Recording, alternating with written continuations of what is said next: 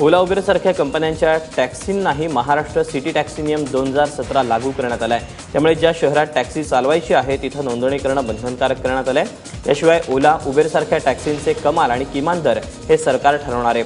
नवीन नियमांनुसार टॅक्सीमध्ये जीपीएस आणि अंतर्भाडं दर्शवणारा डिस्प्ले अर्थात मीटर लावणं सक्तीचं करण्यात आलं आहे। एवढंच नव्हे तर कंपन्यांना शासनानं सांगितल्याप्रमाणे टॅक्सी आता त्याच रंगात रंगवाव्या लागणार आहेत। हे धोरण आता जाहीर केलं, त्याचा आदेशही काढलेला आहे। आता जसे आमच्याकडे नोंदणी करता येतील त्यांना नोंदणी देत जाऊ आणि आम्ही त्यांची सेवा लोकांना चालू होईल। फक्त 6 महिन्याच्या आत ह्या सध्या या मंडळींना हे जे ह्या सेवेत येतील त्यांना 6 महिन्यामध्ये या रंगामध्ये त्या शहरातली टॅक्सी बनवावी लागेल।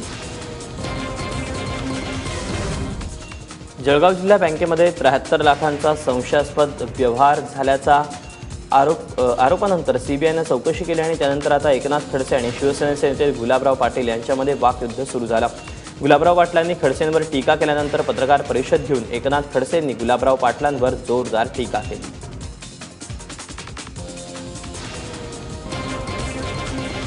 420 खाली अन्य गुन्ह्यांखाली जेलमध्ये होते, जामीनवर सुटून आले।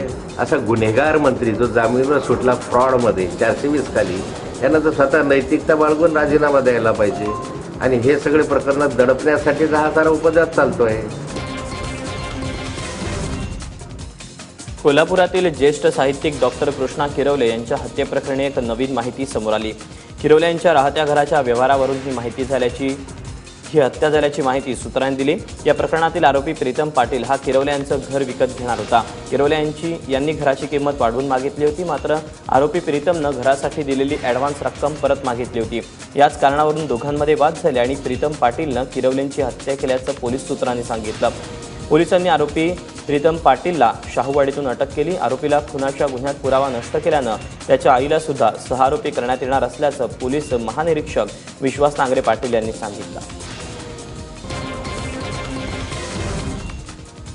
ज्येष्ठ साहित्यिक डॉक्टर कृष्णा किरवले यांच्या हत्या प्रकरणाची सीबीआय चौकशी करण्याची मागणी मुख्यमंत्र्यांकडे करणार असल्याचं केंद्रीय सामाजिक न्याय राज्यमंत्री रामदास आठवले यांनी म्हटलं। किरवले यांच्या पार्थिवावर अंत्यसंस्कार करण्यात आले, तर या हत्येच्या निषेधार्थ कोल्हापुरात सुद्धा कडकडीत बंद पाळण्यात आला होता। त्यांच्या खुन्याला अजिबात माफ करता कामा नये, त्यांना फाशी शिक्षा झाली पाहिजे। यासाठी नक्की मी माझ्या मंत्रिपदाचा उपयोग मी करेन आणि आरोपीला कठोर शिक्षा झाली पाहिजे, याची पूर्ण चौकशी झाली पाहिजे आणि याच्या मागे कुणाचा हात आहे या संबंधामध्ये चौकशी करून या सर्व आरोपींना, एका आरोपीला पकडलेलं असलं तर अजून त्याच्यामध्ये जर काही बाकीचे आरोपी असतील तर त्यांनाही ताबडतोब पकडलं पाहिजे। 12वीचा पेपर पुन्हा व्हॉट्सअॅपवर व्हायरल झाल्याचं समोर आलं। लातूर जिल्ह्यातील देवणी तालुक्यातील धने गावातल्या महादेव माध्यमिक आणि उच्च माध्यमिक विद्यालयात राज्यशास्त्राचा पेपर व्हॉट्सअॅपवर फिरत होता। यामुळे परीक्षा प्रक्रियेवर प्रश्नचिन्ह निर्माण झालंय। हा पेपर बाहेर आल्यानंतर परीक्षा केंद्रावर परीक्षार्थींना त्यांचे पालकच कॉपी पुरवत असल्याचं चित्र पाहायला मिळालं। त्यामुळे भरारी पथकाच्या कारवाईवर सुद्धा प्रश्नचिन्ह निर्माण झालंय। ठाण्यात महिंद्रा गाडीतून 1,30,00,000 रुपयांच्या जुन्या नोटा जप्त करण्यात आल्या। ठाणे गुन्हे अन्वेषण शाखेनं ही कारवाई केली। रेतीबंदर परिसरात अमित गार्डन हॉटेलजवळ एका कारमधून एक व्यक्ती 1000 आणि 500च्या नोटा घेऊन आली होती। याची कुणकुण आधीच पोलिसांना लागली, त्यामुळे पोलिसांनी सापळा रचून ही कारवाई केली। या कारवाईत पोलिसांनी 5 जणांना ताब्यात घेतलंय। तब्बल 7 किलोमीटरच्या मेगा रोड शो नंतर पंतप्रधान मोदींनी वाराणसीतल्या काशी विश्वेश्वराचं दर्शन घेतलं। काल सकाळी 10 वाजता BHU गेटपासून मोदींचा रोड शो सुरू झाला होता आणि त्याचा शेवट काशी विश्वेश्वराच्या मंदिरात झाला। महत्त्वाचं म्हणजे या संपूर्ण रोड शो दरम्यान मोदी एका खुल्या गाडीतून लोकांना अभिवादन करत होते। पूर्ण रोड शो दरम्यान मोदींना पाहण्यासाठी अनेकांनी मोठी गर्दीही केली होती। P1 पॉवर बोट ग्रांप्रीनं मुंबईच्या कोळी समाजाला एक मोठा मंच मिळवून दिला। आज होणाऱ्या मुख्य शर्यतीआधी कोळी बांधवांची बोट परेड आणि होळ्यांच्या रिले रेसचं आयोजन केलं जाणार आहे।